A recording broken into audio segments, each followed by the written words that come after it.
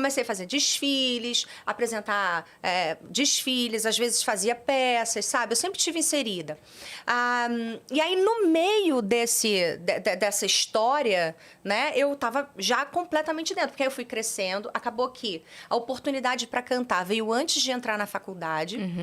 Né? Porque às vezes eu cantava aqui, ali, e o meu pai sempre dizia assim, ai, canta aí, canta ali, não sei o quê. Meu avô, o sonho do meu avô era isso, meu avô quis ser cantor, sabe? Então, quando ele viu essa oportunidade minha cantando, uma vez num Natal em casa, a gente estava com uma pessoa importante da Sony, o Dalmo Belotti, até que hoje é padrinho da minha filha. E o Dalmo levou o violão, a gente começou a cantar, ele, ai, nossa, você tem uma voz tão legal, tão doce. E eu, cheia de medo, né? Nunca achei isso e tal. E nessas minhas andanças, assim, pela vida, eu vim parar no Cuca, que é um produtor musical aqui, em São Paulo, que foi quem fez o meu primeiro álbum de Baba. Cuca. Muito. E aí o Cuca estava fazendo o álbum do Latino naquela época e eu estava acompanhando ele no estúdio. E aí não tinha ninguém para botar backing vocal. Aí ele, ela pode botar, ela sabe cantar, ela é afinadinha. E aí eu falei, Cuca, então vai aí no teclado, e era assim que a gente cantava nisso, bota no teclado aí pra eu seguir a tua nota. E eu fiz o coro daquele álbum. E aí ali ele falou assim, Kelly, tive uma ideia. Olha isso aqui. Aí ele pegou lá, o Cuca era sempre muito à frente do seu tempo, né? Começou a pegar um monte de CDs, um monte de coisas, músicas e bases que ele já tinha preparadas, para poder mostrar para mim e falar se eu me identificava com aquilo. Porque Isso a gente em que ano? Em 2000. 2000. Foi antes da Suzana nascer. Foi em 1999. Tá. Foi antes da Suzana nascer. Eu não tinha Suzana ainda, quando isso aconteceu. Foi em 99.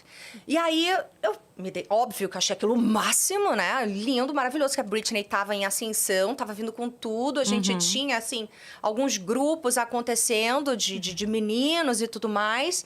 E era um movimento que o Brasil ainda tinha uma certa carência. A gente tinha muitas pessoas legais. Tipo, a gente tinha Sandy, tinha Júnior, tinha todo mundo, assim, borbulhando. Mas foi uma fase... que esse tipo de pop era um pouco diferente do que eles faziam, sabe? Então, eu falei assim, poxa, pode ser um caminho, eu acho legal, vamos ver? Ele falou assim, vamos fazer o seguinte, vamos gravar sem muita pretensão e eu vou levar para umas gravadoras e a gente vai ver se isso acontece. Tá bem. Então, a gente marcou, o meu pai se esforçou. Eu lembro que o meu pai gastou uma grana para poder... Porque ele tinha... Depois, eu tinha um posto de gasolina, né, em Nova Iguaçu. E esse posto virava as bandeiras, assim, para aquelas, tipo, Shell, essas coisas, virava. E quando virava uma bandeira, ele ganhava uma grana, né? Então, meu pai, nesse momento que ele ganhou a grana, ele falou, vamos investir aí. Vamos gravar. Vamos gravar. Eu não sou de família pobre, né? Eu sempre sou de classe média, estudei em colégio particular. Eu me sinto uma privilegiada no nosso país. Mas não tive uma vida fácil, sabe? Tudo foi dado, assim, com muito esforço. Meu pai batalhou muito. Meu pai ficou muitas noites sem dormir. Era muito contadinho, né? Era muito certinho. Ele fazia de tudo para dar pra gente uma vida confortável, mas hoje, olhando lá para trás, eu sei que ele ralava pra cacete. Então, ele juntou essa grana e aí trouxe a gente para São Paulo para botar a voz nesse álbum. Tem todo um processo, né? Até botar a voz nesse álbum, de criação de música, né? Que eu tive amigos meus que fizeram parte, o Andinho foi uma peça muito importante para mim, na composição e tudo mais, porque cria, né? Constrói uma história, conta uma história. E isso é muito importante dentro da música. E aí eu botei a voz lá, o negócio bombou, porque a gente não bombou de cara, assim. A gente levou para algumas gravadoras que não curtiram, tá? Não curtiram mesmo. Falava assim, não... Essa primeira gravação tinha o quê? Tinha quais músicas? O primeiro CD inteiro. O primeiro CD inteiro. O primeiro Meu CD... Deus. Caramba! Foi a cagada do século. Meu Deus do céu. O primeiro CD inteiro foi esse CD que a gente apresentou para todo mundo. E a gente foi em várias gravadoras que disseram não. Aí a gente chegou na Warner, o Tom Capone era vivo nessa época, e ele falava assim, olha, o Tom é um cara difícil, né? Tá o Tom e o Wagner. O Wagner tá até hoje, a gente teve junto num projeto que a gente fez antes da pandemia também, do jeito delas, enfim, que eu vou chegar lá. E eles estavam juntos nesse dia, e o Cuca falou pra mim assim, Kelly, olha só, se o Tom abaixar a cabeça e levantar e rir, o negócio é bom. Agora, se ele levantar e falar, pô, obrigado, sei que ele vai embora, já era. Gente, eu só fiquei esperando. Ele ouviu o meu CD do início ao fim, na mesma posição. Assim. Quando ele levantou, ele olhou pra mim assim, que eu nem vi os olhos dele, que parecia um ursinho. Falei, tô dentro. Eu pensei, ele gostou. Tô dentro. E eu já tinha escutado tanta baboseira, tanta coisa absurda, que eu nem acreditei quando aquilo aconteceu. E aí, foi uma questão de 6 meses. Não mais que isso. Foram 6 meses para eu vir para São Paulo fazer um Gugu, que era um grande parceiro meu do álbum e da Warner e tudo mais.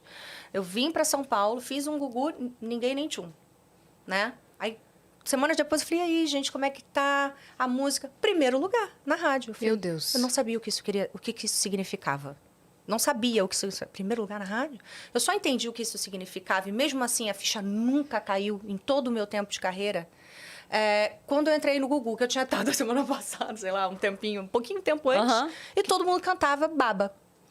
Aí que eu falei, meu Deus, que legal. E eu digo, a maior experiência que um artista pode ter é essa.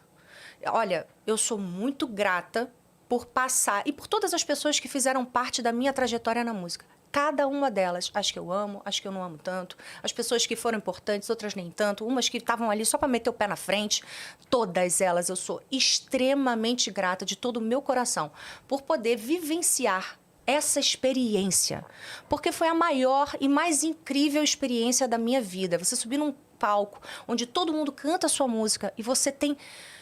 Isso alimenta a nossa alma, é o que vicia. A música é o show que me vicia. O show faz falta. Não quero viver essa loucura mais. Não tenho mais disponibilidade para isso. Não tenho timing para isso. Não tenho mesmo. Mas sou feliz e grata por poder ter tido essa oportunidade, sabe? E foi assim por muitos anos.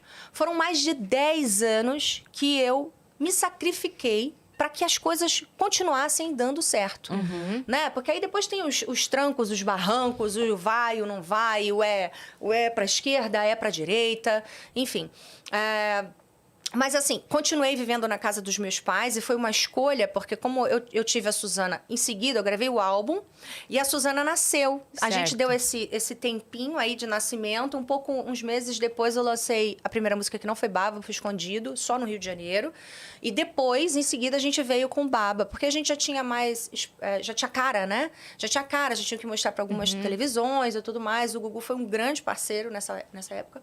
E aí, a gente já teve mais expressão. Toda a sua identidade visual, ela foi pensada ou era algo que já era seu? Não, foi tudo meu. Não tudo tinha nada... Isso não existia, não. Acho que não existe ainda, o modo né? de se vestir, cores, jeito que você usava o cabelo, que era seu mesmo. Às vezes eu passava do ponto, aí a gravadora vinha, me puxava a orelha, mas me puxava a orelha mesmo. Não é puxar uma orelha sutil, não. Você tá louca? É nesse nível, sabe? Tinha umas pessoas que trabalhavam ali na Warner que me massacraram muito. Já ouvi muito absurdo, assim. E tem essas pessoas bem gravadas na minha cabeça. Não tenho rancor, já tive com elas depois, já falamos e rimos sobre isso. Mas poderia ter sido mais sutil, né? Poderia ter sido mais leve. Nos tempos de hoje era cadeia. Sério, o negócio não ia ser... O buraco ia ser muito mais embaixo, sabe? Porque já ouvi muito absurdo. Inclusive de chegar num programa de televisão famoso, de uma pessoa famosa, que eu não vou citar o nome, mas é muito famoso. Um diretor... gigante, no início da minha carreira, e dizer, eu tinha a foto da contracapa do meu álbum, eu tô com uma saia de couro, e era a que a gente usava para poder vender, essa é aquela aqui, essa é aquela aqui, essa é aquela aqui, essa é aquela aqui. Quando eu chego no programa de televisão para gravar, o meu look é uma calça de couro. Não, ela só entra se for de saia. Eu falei, meu primo trabalhava comigo na época, Fábio. E o Fábio disse assim, o quê? Já à frente do tempo dele. Meu primo estava pronto para matar qualquer um, ele dar um show. Não, você não... Então ela não vai fazer o programa. Eu falei, tá louco? Esse programa é incrível, eu tenho que fazer esse programa vai mudar a minha vida. Porque antigamente era assim. Sabe? Era a TV, esse né? programa aqui você vai vender 1 milhão de cópias. Você tem que fazer, você vai fazer. O disco de ouro vai vir nesse. Gente, o comercial da Americanas era o que a gente mais queria. Não, vai fazer o comercial da Americanas que você vai vender 1 milhão de cópias. Porque eles eram grandes, eles compravam muitos CDs. Então a gente vendia mesmo muito. Então tem que fazer o comercial da Americana, você tem que fazer o programa não sei o quê. Esse era um dos que a gente tinha que fazer. E aí eu chego e falo, eu tenho que fazer isso, vai virar a chave da minha vida. Ninguém entra aqui, não, eu tenho que fazer. E o diretor falou assim, não, ela só vai entrar se ela entrar de saia, pode levar uma saia para ela, porque eu quero que ela entre no palco exatamente do jeito que me venderam. Ela não vai entrar de calça. E o Fábio falou, então a gente tá indo embora. Eu falei, não, eu não vou embora. Eu cedi, eu entrei de saia naquele programa. Eu não entrei de calça naquele programa, mas eu vivenciei isso tudo. Sabe? E isso é só a ponta do iceberg, né? A ponta do iceberg. A ponta do que a gente vivencia. Num mundo onde ninguém tinha muita voz, não. Hoje em dia isso aqui vira um bah, acabou. Você filma no bastidor, todo mundo sabe. Sim. Né? Agora, é óbvio que eu não vou citar nomes, porque senão você vai tratar de um negócio lá de trás que já não...